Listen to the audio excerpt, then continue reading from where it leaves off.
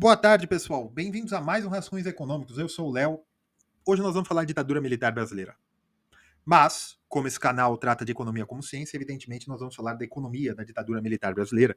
E veja, a mim não me importa se foi regime militar, se foi ditadura militar brasileira, se foi ditadura civil militar, como algumas pessoas dizem, se foi regime de exceção, se foi regime... não me importa. A mim não me importa. Tá? Não me importa. Eu quero tratar do período de 1964 a 1985, o período econômico. Nesse vídeo nós vamos tratar até 1973, 1974, tá? Porque acho que vai precisar desse tempo todo. E, Léo, do que me adianta eu saber sobre um período que terminou há mais tempo do que começou? Porque a ditadura militar brasileira, na sua esfera econômica e na sua esfera social, urbanística, arquitetônica, qualquer coisa, todos os erros e acertos da política pública desempenhada pela ditadura militar brasileira continua até hoje. Até hoje no Brasil. Tá? A única coisa que mudou foi a política criminal, mas de resto continua a mesma coisa no Brasil. E a política econômica, vocês vão ver que todos os problemas macroeconômicos que nós temos até hoje, principalmente do ponto de vista fiscal, em título da dívida pública, o problema do financiamento do desenvolvimento, esse tipo de coisa, as estatais, tudo veio da ditadura militar. Para ser honesto, tem uma lei de 1933, que hoje não vale mais, mas que desempenhou todo esse canal. Tá? Curtam, inscrevam-se, considerem se tornar-se membro. Se tiver a opção aí do Valeu Demais, que é deixar um superchat para vídeo gravado. Se tiver a opção do botão de hype, dê o hype, isso ajuda muito no alcance do vídeo. Compartilhem, tá bom? E desde o início aí, escrevam qualquer comentário, fala oi Léo, tchau Léo, benção Léo, benção não, qualquer coisa aí, falem alguma coisa, tá certo? Para engajar o vídeo. Vamos lá. Léo, qual a importância, né, da ditadura militar brasileira para a economia? Bem, veja, o regime previdenciário brasileiro, o regime trabalhista brasileiro vem de Getúlio Vargas, mas a forma é muito mais parecida, principalmente das verbas trabalhistas, vem do regime militar. Tá? Se você coloca o FGTS, vem do regime militar. O Sistema Nacional de Habitação, gente, eu vou pegar bastante notinhas, porque é uma sopa de letrinhas, tá?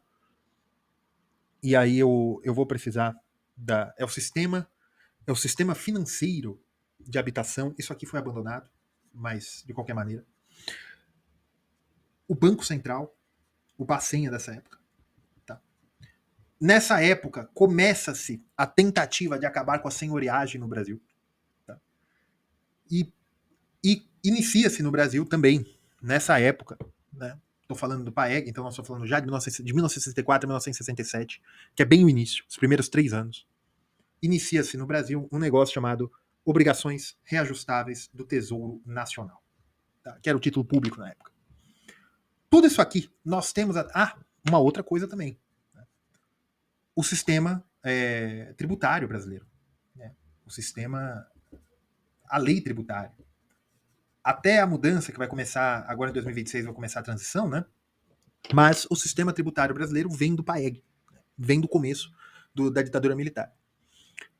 Então veja, tudo que nós temos de política monetária, política fiscal e política comercial brasileira foi reformada ao longo do tempo. A política monetária a política monetária foi a que mais foi reformada depois da redemocratização. Porém, de resto, nada foi colocado abaixo, nada foi refeito. Nada do governo civil que dura de 1985 para cá, nesses 40 anos dessa última república, né? Eu não sei qual o número, tem um monte, é que nem a República Francesa, já está na quinta, oitava. Da nova república. Nada foi reconstruído do zero, nem mesmo o real. Tá? Porque a autoridade monetária ainda é a mesma. Mas veja, tudo foi reformado. Então, se nós entendermos como foi feito do princípio, vocês vão entender problemas e erros de hoje. Léo, mas veja, uma coisa que eu sei sobre a ditadura militar, vocês falando, é um milagre. O milagre econômico brasileiro tirou o Brasil da 50ª, 40ª, sei lá, posição, e colocou o Brasil entre as 8 maiores economias do mundo em 4 anos. Sim. A ditadura militar brasileira, um milagre, construiu Itaipu, construiu a Ponte Rio-Niterói, terminou de fazer Brasília, né? Muitas obras importantes ali. Fez o Brasil, praticamente. Transamazônica, o Programa Nuclear Brasileiro, todas as fábricas importantes, o Brasil produzia tudo, tudo, com exceção de alguns químicos. Sim. É verdade, tudo isso é verdade. A Petrobras é de antes, mas foi o desenvolvimento da Petrobras. A Eletrobras foi estatizada as redes de distribuição de energia para a criação da Eletrobras. Foi criado o Sistema Nacional de Comunicações, né, a Telebrás, né, cada uma tinha um estado.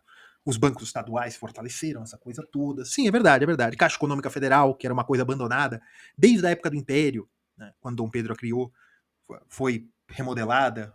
O senhor Paulo Maluf o fez. Sim, é verdade. É verdade. Né? No setor de defesa, o Brasil criou várias indústrias, a Embraer. Sim, sim, sim, sim. Tudo isso é verdade. Tudo isso é verdade. Só que eu acho. A economia, aquela aula que eu fiz ali de que você não entende de economia, veja, a economia não toma decisões.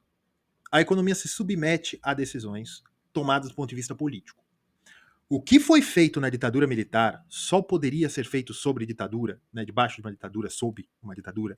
Não, não. Dava para fazer, mas você precisaria de diálogo. Principalmente, a política salarial. Então, dito isso, essa introdução, que é importante, as introduções são importantes para o vídeo, tá? Eu vou deixar 2 livros aí na descrição, Formação Econômica do Brasil, 2 links de livros aí na descrição, são livros afiliados da Amazon, comprando por esse link vocês dão uma comissão pro canal. A Ordem e Progresso, do Abril alguma coisa, e de Formação Econômica do Brasil, do Celso Furtado. Formação Econômica do Brasil, ele é um livro que não trata do regime militar, foi feito antes. E A Ordem e Progresso é um livro mais contemporâneo e que tem capítulos muito importantes sobre a ditadura militar brasileira, sobre a economia da ditadura militar brasileira, certo? Dito isso, vamos começar. Gente, veja, quando a ditadura militar brasileira começa em 1964, é importante isso do ponto de vista político, a promessa era que em 1965 haveriam eleições. Haveria eleições. Não foi feito, tal, aí já é outro problema, mas Castelo Branco entra, eleito pelo Congresso, para moralizar a situação. Estava uma confusão social, econômica, né? A confusão econômica vinha da confusão social. Tinha um plano trianual que foi feito pelo Celso Furtado no governo Jango, né, João Goulart. E por conta da construção de Brasília, da substituição de importações, do acúmulo de reservas de dinheiro não conversível, ou seja, pesos argentinos e outras moedas que na época eram boas, mas a economia nos mostra que se você quiser acumular moeda, você tem que acumular a moeda de quem manda no sistema internacional, não de algum entrante rico, por exemplo, a Argentina na época. Então, né? Muito bem, feita essa crítica à China, vamos continuar.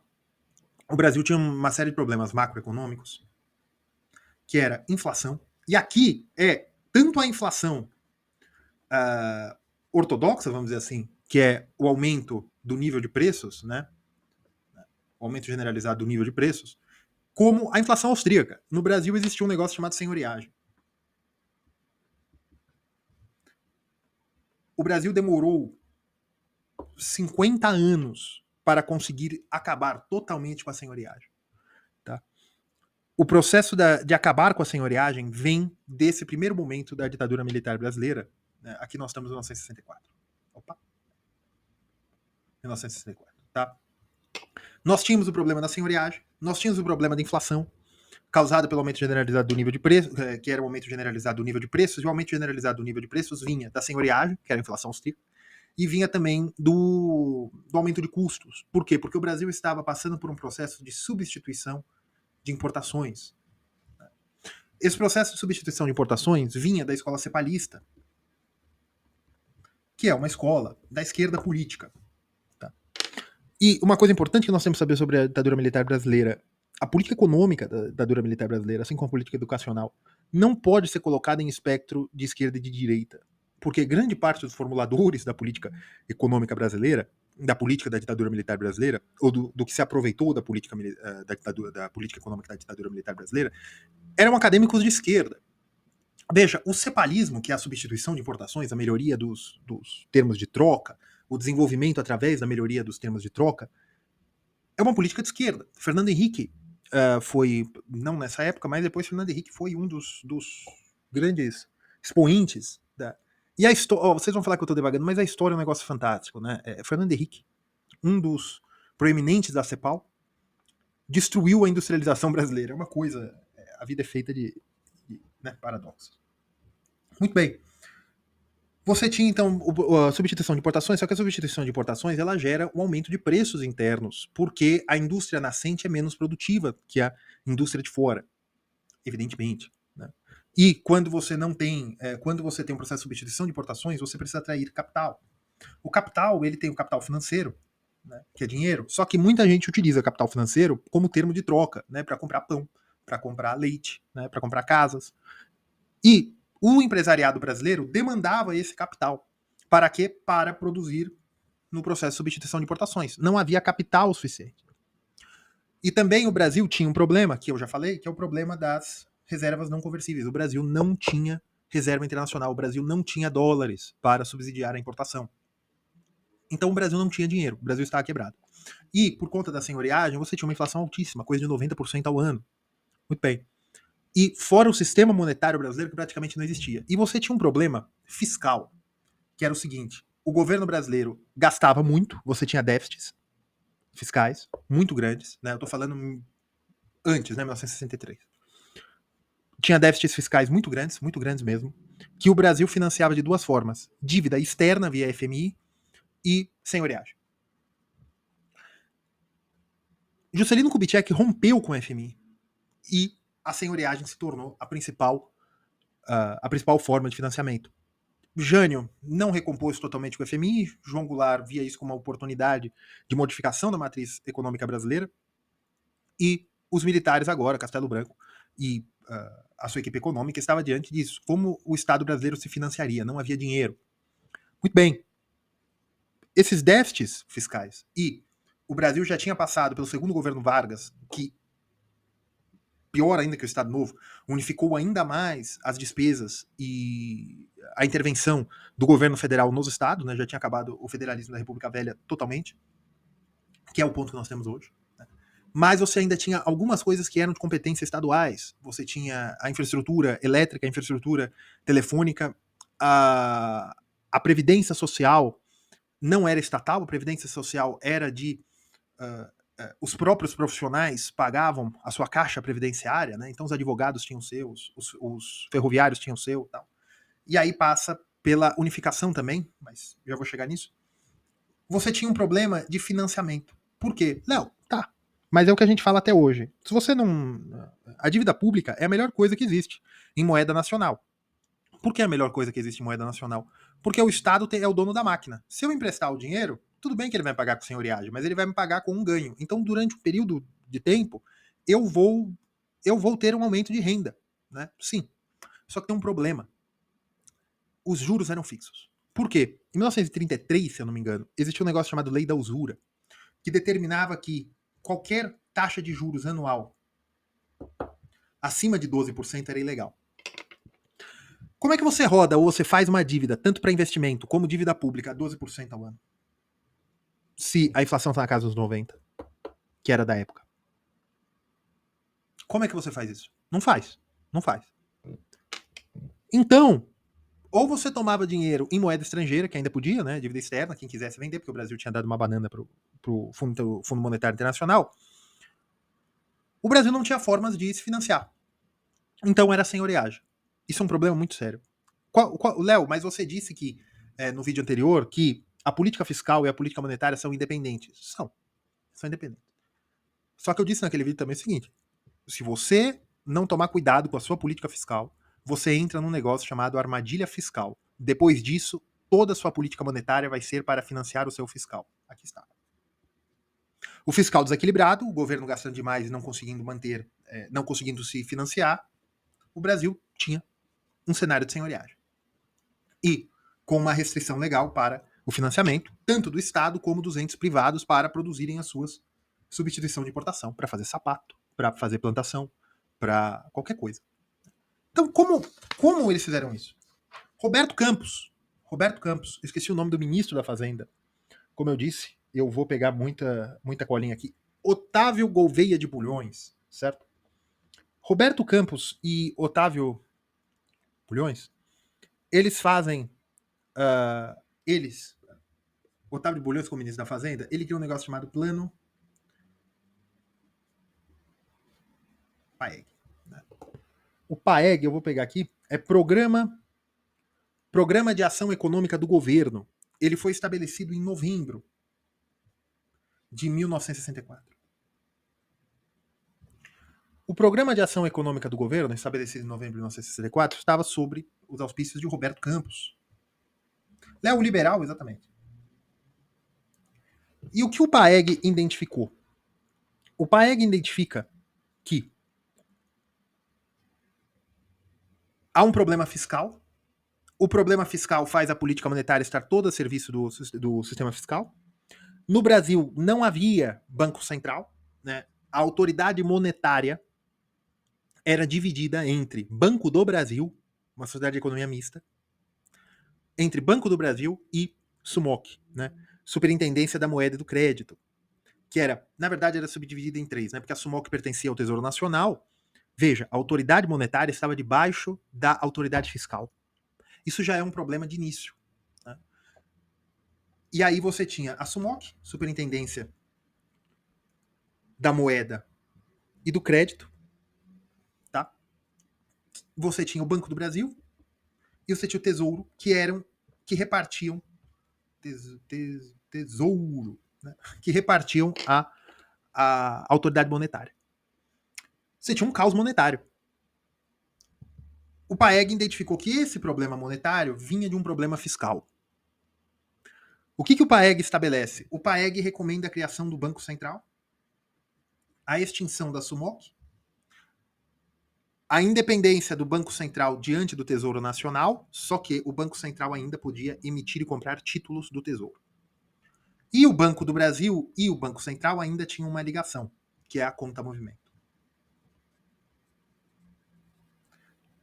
Por quê? O que é conta movimento? As estatais ou entes públicos que tinham conta junto ao Banco do Brasil, por mais que não tivessem dinheiro, o Banco Central permitia que o Banco do Brasil desse dinheiro na veia. Isso é senhoriagem na veia. E o Banco do Brasil cobria aquela conta movimento. Isso aqui vai acabar onde? Vai acabar em Sarney. Depois ainda do Plano Cruzado. Tá, muito bem.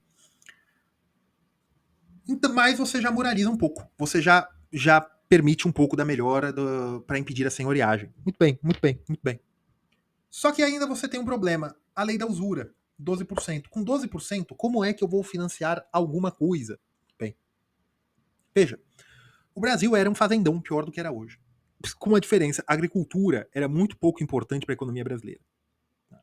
Ela era importante para a subsistência, mas o Brasil tinha um problema de fome, porque o Brasil não plantava o suficiente, o Brasil era um importador líquido de alimentos, e de trigo, tal, carne, mas era um importador líquido de alimentos, né? Havia também muita gente morando na zona rural, né? A maioria da população brasileira morava na zona rural por subsistência. Então, e o Brasil não era um exportador líquido nem de alimentos nem de commodities, tá? Muito bem. Léo, o que o Brasil exportava? Boa pergunta. Então você tinha o problema monetário que foi resolvido aqui, de uma certa maneira, e você tem um outro problema que é o problema fiscal, que você vai resolver com um novo código tributário, que é o que nós temos até hoje, praticamente, com algumas modificações, né? Até porque muito foi colocado na Constituição de 88, mas você tem um novo código tributário, que na época era ICM, não era ICMS, mas o IPI e um outro tipo de coisa, e o estabelecimento de tributos municipais e estaduais para permitir alguma autonomia fiscal para os municípios e os estados, porque os municípios e os estados também podiam se endividar via título da dívida pública deles. Você vai driblar a lei da usura de duas maneiras. Você vai criar, que aí eu já esqueci o nome de novo, vocês me perdoem. Você vai criar o SFH, o Sistema Financeiro da Habitação, e você vai criar a ORTN, e aqui também se colocou o IPI. Não, o IPI não, o IOF. Não no início, mas você cria o IOF aí no PAEG. O PAEG dura de 64 a 67. Tá? Nesse período vai sendo criadas essas coisas.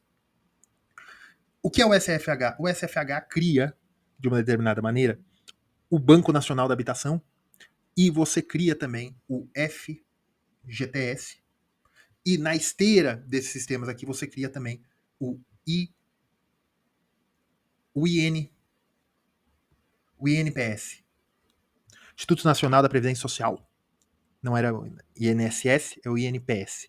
Tá? INSS 1990, foi reformado isso aqui.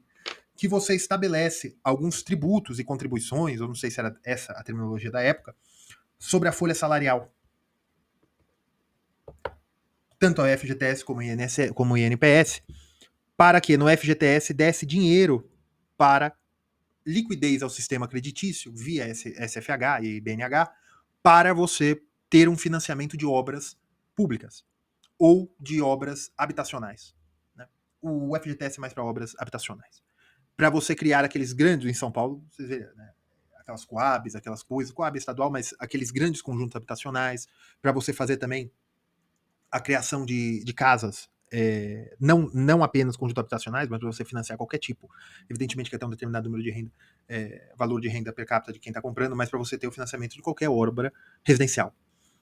E você cria com o INPS, veja, a população brasileira estava crescendo, eram 70, foi para 100, chegou a 200 milhões na década de 90, no final da década de 90. Então você tem todo um crescimento brasileiro, quase 100 milhões de pessoas nasceram de 1960 até 1990. É essa geração nesses 30 anos. É a geração que estava produzindo, não a geração que estava aposentando. Então todo esse dinheiro que entrava no INPS, o que eles faziam? Eles poderiam investir. Era capital financeiro disponível ao Estado, aí uma série de leis, para que pudessem investir em infraestrutura. Esse é o desenho tributário e previdenciário que foi desenhado pelo PAEG. E o que é o RTN? Obrigações reajustáveis do Tesouro Nacional. O Tesouro Nacional não podia pagar mais de 12% de juros. Não podia. Foi introduzido, no SFH também, foi introduzido uma coisa chamada, uma coisa que só existe no Brasil. Isso só existe no Brasil. Se chama correção monetária. No mundo inteiro, o que corrige o seu dinheiro é uma coisa chamada juros, né? Em inglês, interest. No Brasil, você tem que dividir o interest em duas coisas: juros e correção monetária. Se você tem uma dívida na justiça, se você tem que rever um valor, você sempre vai ter os juros e a correção monetária. Por isso que no Brasil foi estabelecido esta porcaria chamada pós-fixado. Isso só existe praticamente no Brasil. Os Estados Unidos tem um título que pode fazer isso, mas tem uma liquidez quase inexistente, quase ninguém compra aquilo. O Brasil institui o financiamento pós-fixado, tanto do SHF, né, do SFH, perdão, como ao RTN. O que o sistema financeiro da habitação, através do Banco Nacional da Habitação, do BNH, né, Banco Nacional da Habitação, que o seu funcionamento, né, o seu papel foi absorvido pela Caixa Econômica Federal hoje, né, você tem ali o TR, né, que você põe um juro de 7% ao ano, mais TR. O TR é dado pelo Ministério da Fazenda, então você tem um pós-fixado que ele garante ali a sua correção monetária. Né? Então, você cria um negócio chamado indexação. A indexação foi o que permitiu ao Brasil fazer o milagre econômico, mesmo com uma inflação que na época era 90% ao ano, né, 1964, e vai caindo, até que em 1968 chega na casa dos 20%. Uma coisa importante para vocês saberem também, na ditadura militar brasileira não houve hiperinflação. Tá? Não houve hiperinflação. Houve inflação alta, mas não houve hiperinflação. Tá? Com a indexação, você cria um outro problema também, que é a política salarial. Por quê? Porque você fazendo a política de substituição de importações, você gera um aumento de custos. Você gerando um aumento de custos, tanto do consumidor, porque ele vai ter que consumir alguma coisa que é mais cara, que é produzida aqui, porque ele ainda está pagando o investimento do produtor, o produtor também vai ter que comprar de gente que está produzindo aqui. Ele comprando de gente que está produzindo aqui, todos os preços sobem. E outra, você ainda não tem um mercado, o Delfim falou isso, né? É um mercado, é um campo verde, né? Tudo que você investir vai dar um retorno, porque não havia competidores ainda. Então você ainda tinha problemas do ajuste de preço, você não tinha ideia de preço, era uma coisa muito complicada, porque era um mercado nascente. Então o que eles fazem? Neste momento, eles fazem a política salarial, em que os salários não poderiam ser aumentados antes de 12 meses, e os salários seriam aumentados pelo diferencial de produtividade dado pelo Ministério da Fazenda, mais o chamado resíduo inflacionário. Ou seja, não era a inflação total. Por quê? Porque o Brasil não tinha, na época, nem a medição do IPCA. O IPCA não é dessa época. Se utilizava o IPC, que era feito pela Fundação Getúlio Vargas, que é feito ainda. Só que o IPC era medido em poucas cidades. E como é que nós sabemos a inflação daquele momento? Nós utilizamos uma outra coisa, nós utilizamos o deflator implícito do PIB. Muito bem, essas aqui são as bases macroeconômicas para a ditadura militar brasileira. Veja, vocês veem que isso é um desenho muito recessivo. Por quê? Eu estou falando de ajuste fiscal. Eu dei ajuste fiscal. Eu dei os mecanismos do financiamento, o RTN, e tributação. Eu faço um ajuste monetário. Eu crio uma autoridade, né, que é o Bacen. Eu corto muito do financiamento do governo. Eu crio um ajuste recessivo na política trabalhista. Por quê? Eu estou usando o trabalho para financiar o Estado via encargo trabalhista, FGTS, INPS e a política de reajuste de salário mínimo, dos salários, que os salários eram muito engessados e eles eram reajustados, dado pelo Ministério da Fazenda. Então, o Ministério da Fazenda tinha o controle de um preço importante da economia. O controle do salário real. Estou falando de salário mínimo, ele tinha o controle do salário real. O FGTS veio porque a ditadura militar também acabou com um ponto da CLT, que era que depois de não sei quantos anos de serviço você não podia ser mais demitido. Né? Eles acabaram com isso e aí então eles tomavam 8% da renda do trabalhador por salário para manter num fundo que pertencia ao BNH e que não recompunha a inflação, mas esse dinheiro era como se fosse um imposto. Tá? O INPS também é um desconto salarial, era coisa de 20% também. Né? Ah, mas o patrão paga. Tá bom. Acredita nisso aí. E aí você também tira 20% da renda do trabalhador. Você tirando 20% da renda do trabalhador, iria para o fundo da Previdência, da Previdência Social à época. E não havia saúde universal como havia hoje, porque muito da saúde era feita pelas Santas Casas. As Santas Casas eram mantidas por cartório, mas também muito por doação. Então você tinha muito dinheiro disponível para obras de infraestrutura. Então você arrumou um jeito de você retirar dinheiro da sociedade para que o Estado fosse o único ente líquido. Isso resolveu a inflação? Ajudou muito. Principalmente pela senhoreagem, só que você tinha uma inflação de preço muito grande por conta da indexação. A indexação é bom, é que nem cartão de crédito. O primeiro mês te ajuda, depois não. Você tem indexação. E você tinha aí agora, como o Estado era dono do dinheiro para financiar e para dar liquidez até os bancos, a ditadura concentrou muito poder econômico. Né? Você tem também a federalização dos serviços de energia elétrica e telefonia, a Eletrobras, a Telebrás e esse tipo de coisa. Você tem umas outras federalizações, você tem outros processos microeconômicos, e que em 1967, se eu não me engano, assume um camarada chamado Delfim Neto. Delfim Neto depois virou político. Eu acho que ele sempre foi. Delfim Neto é um dos mais geniais economistas brasileiros. Léo, ele era keynesiano. Delfim Neto era delfinista. Só para vocês terem uma ideia. Mas o que eu quero dizer é o seguinte: o que ele fez foi uma coisa genial. Gente, para vocês terem uma ideia, o Brasil tinha um PIB. Vamos comparar, porque esses números são por paridade de poder de compra, da época com o dinheiro de 2023. Então, vamos comparar. O Brasil tinha um PIB per capita em 1951 de 3.398 dólares em 1960, perdão. Dólares, preço constante, vou deixar o link aí na descrição. A Europa Ocidental tinha um PIB de quase 11 mil dólares na época, per capita.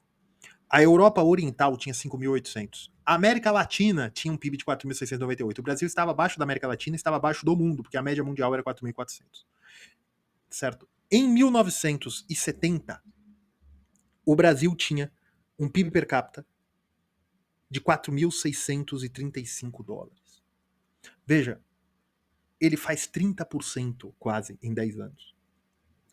E se nós jogarmos para 1975, Não, 1980, o Brasil, quando se termina, né, quando o equilíbrio econômico da ditadura militar brasileira faz água em 1980, também por um monte de coisa que aconteceu, mas enfim, o Brasil tem um PIB per capita quase igual ao resto da América Latina. Lembre-se que nós tínhamos Argentina e Venezuela, que eram países riquíssimos, então subia o índice. E um PIB per capita pouco menor do que da Europa Oriental. E agora era apenas metade, praticamente, do PIB per capita da Europa Ocidental, sendo que em 1960 o PIB per capita brasileiro era 3 vezes menor do que da Europa Ocidental. Muito bem. Como Delfim Neto faz tudo isso? Ele faz com um negócio chamado keynesianismo. Você acabou de falar que ele não era keynesiano. Ele não era, mas ele usou o ferramental keynesiano. Tá?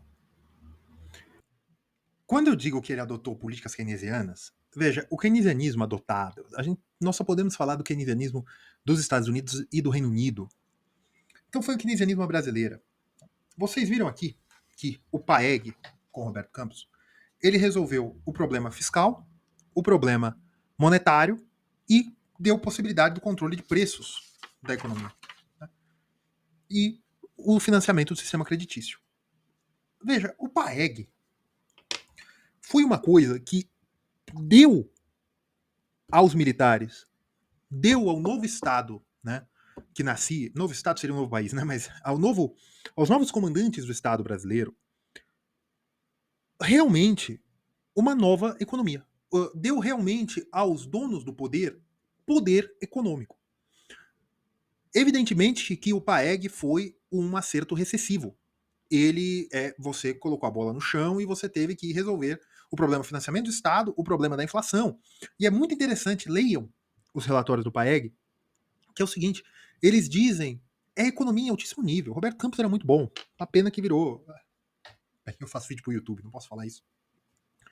Mas entendam a crítica. É uma pena que Roberto Campos tenha sido reduzido no debate público a uma figura folclórica. Porque Roberto Campos, naquele relatório, a equipe que ele comandou para fazer o PAEG, é um exercício de economia. Tu fala o seguinte, olha, nós precisamos desse ajuste recessivo. E, como era o início da ditadura, a ditadura ainda tinha uma desculpa do arrumar da casa, né, para devolver o poder aos civis, que era a desculpa que 68, depois era 65, depois 68 haveria eleições. Esse ajuste recessivo possibilitou o arrumar da casa, a inflação controlada para as casas dos 15%, para que Delfim Neto viesse e estabelecesse uma coisa chamada milagre. É um dos poucos planos econômicos brasileiros que não tem nome. O milagre econômico não teve um nome. O milagre econômico teve um comandante. Delfim Neto, de 1970 a 1973, ele assume em 67, 68, se eu não me engano. Vocês me perdoem com essas imprecisões de datas, tá? Mas ele assume, agora eu não vou achar, enfim. Ele assume e fica um bom período por 2 governos e ele é substituído em 74, 73, se eu não me engano. Delfim Neto desenhou, a partir do PAEG, ele desenha as chamadas pontas de lança. Veja, o objetivo de Roberto Campos e do PAEG era permitir financiamento e crédito para que empresários brasileiros tocassem a substituição de importações, para que empresários brasileiros tomassem o controle do processo de desenvolvimento brasileiro. E, uma coisa que eu esqueci, Roberto Campos também estabelece, ele resolvendo o problema das reservas internacionais, ele estabelece 2 formas também. Tanto você poder tomar dinheiro de particulares no exterior, não só do Fundo Monetário, porque você tinha o sistema fiscal resolvido. Muito bem. E também que Roberto Campos estabelece naqueles relatórios, e ele fala que a ditadura militar precisava, ele chama de ditadura, evidentemente, ele fala que o regime precisava estabilidade econômica, para que a partir disso pudesse surgir uma estabilidade social. Sim, é importante. Mas a estabilidade social não vem por meios econômicos. Mas é importante, é um fator importante. E Roberto Campos utiliza uma terminologia que hoje nós entendemos plenamente austríaca. Só que na época eu acho que era corrente dos liberais se dizer que dívida externa é você tomar dinheiro no exterior. Só que dívida externa é também você tomar dinheiro, você adquirir capital no exterior, não só em forma de título de dívida ou contrato, mas trazendo e atraindo empresas estrangeiras, indústrias e outras empresas que quisessem aportar dinheiro no Brasil e depois esse dinheiro poderia sair como remessa de lucro. Então o pagamento por esse investimento inicial seria a remessa do lucro para a matriz.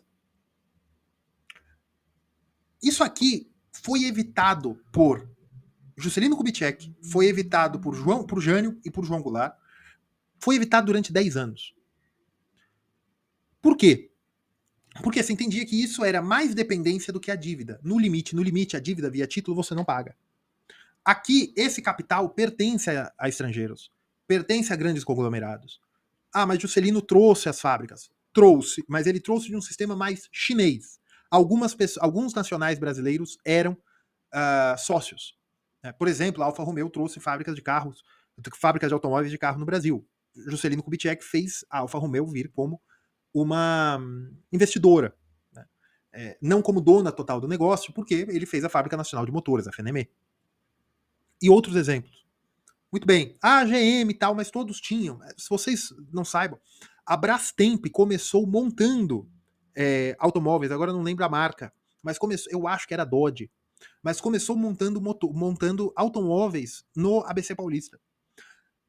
Já Roberto Campos estabelece que, não, os estrangeiros podem invertir capital no Brasil para que tenhamos uma formação bruta de capital na casa dos 20% ao ano. Gente, 20% não é muito. Mas hoje no Brasil nós não temos metade disso. Tá? Delfim olha para toda essa estrutura e entende o seguinte: é bom que tenhamos fábricas estrangeiras produzindo e pagando salários no Brasil.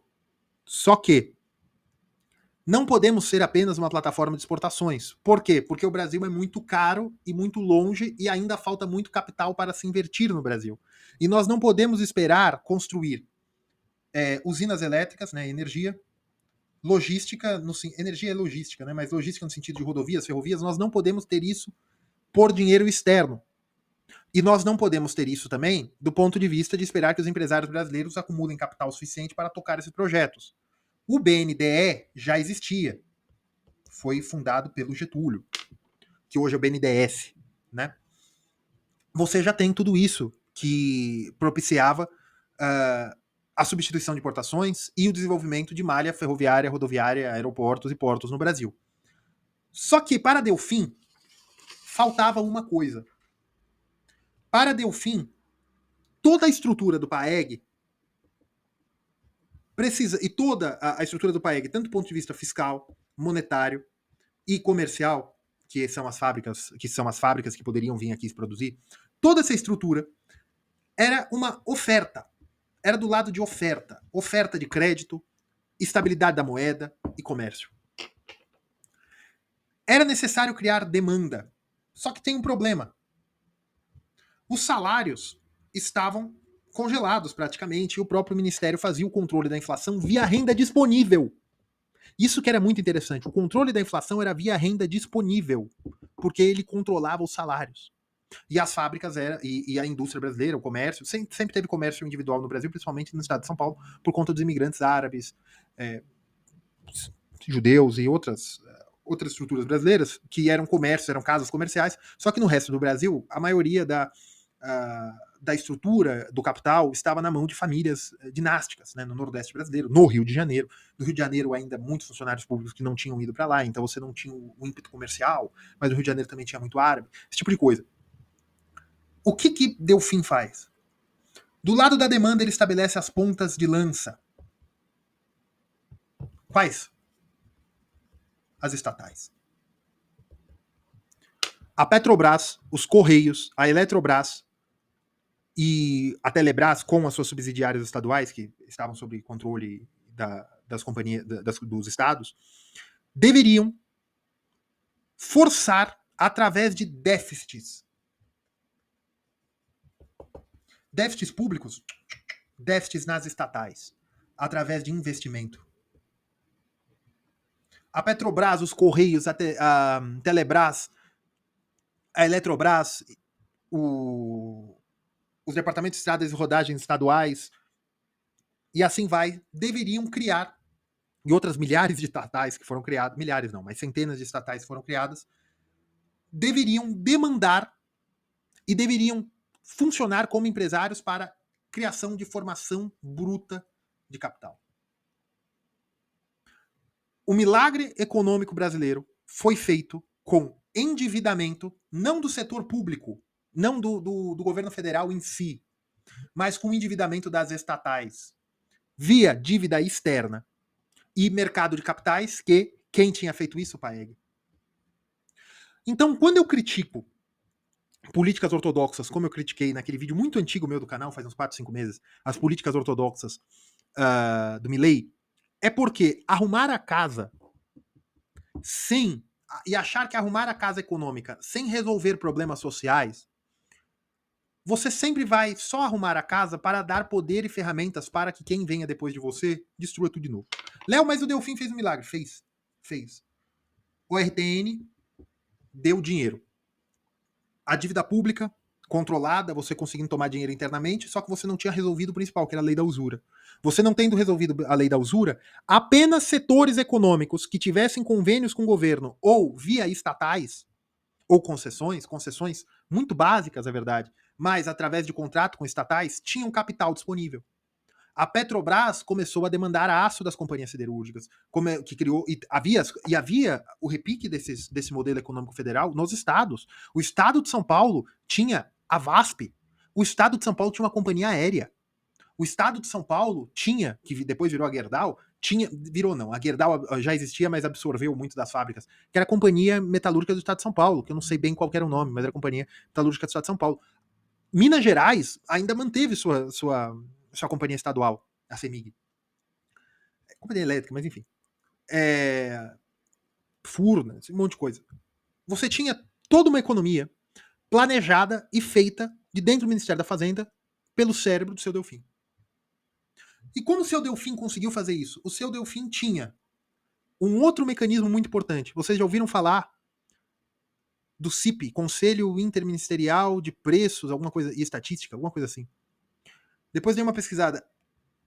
O seu Delfim tinha o controle não só dos salários, que era o arrocho salarial, mas ele tinha o controle também dos preços finais.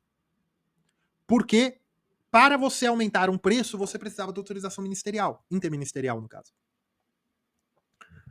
A economia brasileira era uma economia que, em alguns aspectos, era mais administrada que a economia soviética para o mesmo período. A economia brasileira, feita pelo seu Delfim, serviu de modelo para a China na década de 90. O senhor Delfim Neto conseguiu desenvolver a economia brasileira e fez a modernização da economia brasileira. Fez. Ah, Léo, mas a década perdida? Sim, muito bem, eu concordo.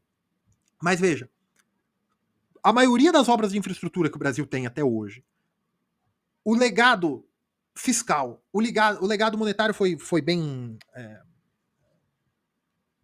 reformado, mas não houve nenhuma ruptura ao modelo econômico da ditadura militar. Houve reformas, houve desestatização. Só que o dinheiro ainda vem do BNDES, vem de dinheiro subsidiado, vem do Plano Safra.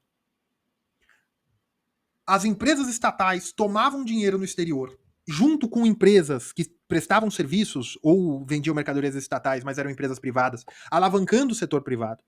Isso distribuía a renda por transbordamento para que a classe média comprasse, para que a classe média possuísse, e você houve um grande aumento de renda no Brasil. Porém, para onde? Para a classe trabalhadora urbana do eixo Rio-São Paulo. Aí você gerou uma série de problemas sociais, e que, veja, a migração interna não é um problema em si. A migração interna não é errada, porque somos todos brasileiros. Mas o desenvolvimento econômico brasileiro forçou o êxodo rural para a cidade de São Paulo e para o Rio de Janeiro. Forçou problemas sociais de abandono de modo de vida rural daquela sociedade. E trouxe da forma que as pessoas vivessem na margem das cidades. A maioria das favelas e a maioria das comunidades com IDH e problemas sociais, econômicos sociais, altos em São Paulo e Rio de Janeiro, se estabelecem justamente nessa época. com a dificuldade da ditadura militar de absorver essas pessoas e integrá-las à sociedade. Porque você não tinha um sistema creditício que permitisse a criação de residenciais, de escolas, de hospitais, mesmo que no sistema Santa Casa. Você tinha, mas era tudo planejamento central. Sendo planejamento central, mesmo partindo da mais boa vontade, que não havia, mas partindo da mais boa vontade desse pessoal, você não tinha a livre iniciativa de resolver os problemas. Porque, veja, a integração de população que chega num centro que tem uma renda maior é um dos problemas econômicos distributivos mais bem documentados da história. O Império Romano cai mais ou menos por causa disso. Os bárbaros entram no Império Romano durante séculos para serem integrados à sociedade romana porque havia muito mais capacidade de vida ali. Não vou falar bem-estar econômico, não, mas era melhor do que você viver na Germânia da época. Era melhor você viver dentro do Império. Muito bem. Então, você gera uma série de problemas sociais. Você gera uma série... E aqui, a economia brasileira era plenamente autossuficiente, só dependia para exportação, e o governo Geisel, já com a saída do Delfim, vai buscar novos mercados na África, novos mercados até na Europa Oriental, não na Cortina de Ferro, mas nos países do Pacto de Varsóvia, mas que não estavam dentro da União Soviética. O Brasil vai buscar novos mercados. O Brasil, naquela época, é o Brasil potência, que começam problemas regionais com a Argentina. O Brasil se desenvolve muito numa coisa que lembra o milagre econômico chinês, até porque esse foi o milagre econômico brasileiro, de 10% a 15% durante 5, 6 anos. Isso é dobrar a economia. Só que com um problema distributivista. Por que um problema de distribuição de renda? Porque a renda foi puxada por pontas de lança. E aqui que o pessoal fala do efeito Cantillon. Aqui existia o efeito Cantillon. Porque as empresas estatais distribuíam renda para os funcionários públicos tinham dinheiro que mantinham alguns comércios, né, que esse dinheiro transbordava para alguns comércios, alguns comércios as pessoas também começavam a produzir mais, e as próprias estatais consumiam de serviços especializados, industriais, alguma coisa que sobrava, alimentos, varejo, esse tipo de coisa, produção de matéria-prima também, e você vai gerando que essas empresas que serviam a estatais, ou pessoas que faziam comércio com servidores públicos, essas pessoas recebiam dinheiro e essas pessoas transbordavam também para as margens do sistema. E aqui eu posso usar a palavra marginalizado, as pessoas que estavam à margem do sistema. As pessoas que estavam à margem do sistema macroeconômico recebiam o quê? As sobras. Aí você tem a estabilização de uma instituição brasileira que é a empregada doméstica, uma coisa que quase não existe em qualquer outro lugar do mundo. Por quê? Porque as pessoas periféricas precisavam ir para precisavam se integrar, né? E se não conseguiam um emprego em fábricas, até porque pela situação, eu estou falando da cidade de São Paulo, mas isso aconteceu em maior ou menor, isso aconteceu em menor escala em todas as outras capitais do Brasil. Então, você gera um problema de distribuição de renda, você gera um problema de salários congelados, você gera um problema de arroxo salarial, tudo por distorções via Estado. Você gerou o desenvolvimento brasileiro? Sim. O Brasil nunca foi um país plenamente desenvolvido. Mas você, comparado ao que era, só que veja, Delfim Neto sai do PAEG, utiliza todas as ferramentas, e já que havia indexação, os salários eram refeitos, sem problema nenhum. Os títulos públicos pagavam correção monetária. A classe média nascente podia comprar via BNH ou qualquer outro banco privado, que eu duvido que fazia, mas podia. Você tinha instituições de crédito para quem era classe média, mas não tão alta, que eram uma invenção brasileira também, que são os consórcios, para permitir o consumo. Esse modelo se esgota quando? Quando acaba o dinheiro do exterior, quando crise do petróleo. A crise do petróleo em 1973 e 1974 destruiu esse sistema econômico do milagre. O Brasil nunca se recuperou. Porém, o Brasil continua crescendo até 1988. A queda do crescimento brasileiro, de forma constante, vem apenas com o tripé macroeconômico. Muito bem. Delfim tinha o controle dos preços, tinha o controle dos preços administrados e também dos salários, e ele conseguia dar cartas de permissão. Ele não, né? Mas o Ministério conseguia fazer um planejamento para cartas de permissão de importação, esse tipo de coisa. Era proibida a importação de carros. Os motores diesel para carros populares foram proibidos nessa época, porque a Petrobras não conseguia fazer diesel o suficiente para os caminhões. Então, carros particulares, né, carros que não fossem de carga, não poderiam ser a diesel, teriam que ser a gasolina. Isso continua até hoje. O Proálcool, que vem um pouco depois do Delfim, mas é a esteira do milagre econômico, que depois vira o PND, né? Tem o Simmons no meio do caminho que tentou fazer um ajuste ortodoxo, não funcionou muito. Apesar de não falem mal do Simmons pro Renato. Tá. Muito bem. Você tem uma série de coisas, quase tudo continua até hoje. O Brasil continua com um desenvolvimento econômico feito via ponta de lança. Os setores econômicos brasileiros que têm utilidade, segundo os planejadores econômicos, se é que ainda existem, do Estado brasileiro, eles veem utilidade em alguns setores e dão subsídios e crédito subsidiado. Na época do PAEG também foi estabelecido os bens de luxo. Alguns bens deveriam ser sobretributados para financiar também as reservas internacionais. Nessa época também, o dinheiro brasileiro não era plenamente conversível. Você tinha a taxa de câmbio fixa e com diferentes preços. Se era para importar um bem de luxo, você pagaria uma taxa de câmbio muito maior do que se fosse para importar uma máquina ou um equipamento. Controle de capitais, o IOF também. Mas veja, tudo isso ainda continua. Tudo isso ainda continua. O Estado brasileiro ainda tem o poder de congelamento de salários. Léo, não, o Estado não tem o poder do congelamento de salários, porque o salário é de livre associação. Você decide aí, sim, mas veja, a estrutura sindical se manteve da ditadura militar, foi feita por Getúlio. Os salários são feitos a partir de acordo sindical. Quase todos os salários, tá? Léo, não é assim. É porque você nunca trabalhou num setor sindicalizado. E como é que o Brasil hoje começa a se livrar? É a mesma coisa que foi feita no PAEG. Veja, não se muda a lei, não se ataca a instituição daquela lei, não. Você faz um jeitinho. O PAEG não atacou o problema da lei da usura. O PAEG fez um pós-fixado. Hoje, algum engessamento regulatório brasileiro, trabalhista, esse tipo de coisa, não é discutido perante a sociedade a mudança profunda da lei trabalhista. Você faz a pejotização, que é uma forma de diminuir a arrecadação do Estado dos encargos trabalhistas. Só que você cria outro problema, que é o problema da Previdência Social. Aí você cria a contribuição, só que a contribuição social é muito grande para grandes empresas. E as grandes empresas, apesar de gerarem poucas empresas, a economia brasileira é baseada em ponta de lança, para consumo interno, que quem fez isso, o doutor Delfim. Porque o doutor Delfim sabia que não era possível competir com a indústria europeia e a indústria americana, utilizando empresas europeias e americanas como plataforma de exportação. Japão e Coreia do Sul fizeram coisas parecidas, não tão fundo, mas fizeram coisas parecidas, só que eles tinham empresas industriais brasileiras, empresas industriais coreanos e sul-coreanos e japoneses, respectivamente.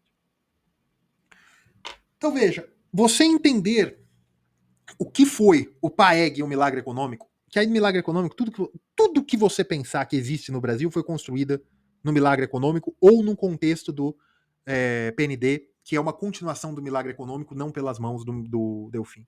Aeroporto de Guarulhos, PND. Itaipu começou no milagre. Mais alguma coisa? Rodovia Presidente Dutra, do jeito que a gente conhece hoje, milagre econômico. Transamazônica, milagre econômico. Modernização do Porto de Santos, milagre econômico. Quase toda a capacidade hidráulica, de energia hidráulica brasileira, milagre econômico. As centrais térmicas foram construídas no governo FHC porque não tinha dinheiro para construir outra usina para terminar a Angra. O programa nuclear brasileiro. O sistema nacional do Operador Nacional do Sistema Elétrico. Títulos pós-fixados. Tudo. Não tá na hora de refazer. Não tá na hora de trocar as pontas de lança. Não tá na hora de tirar o protagonismo das estatais. Léo, você quer vender as estatais? As estatais nasceram para interesse nacional. Hoje elas são sociedades, elas sempre foram sociedade de economia mista, principalmente a Petrobras. Mas a Petrobras hoje tem que obedecer o minoritário, porque senão ela não consegue capitalização. Então vende. Se o Estado não pode ter controle, acho que não deve. Mas se o Estado não consegue ter controle, você vai ficar para quê?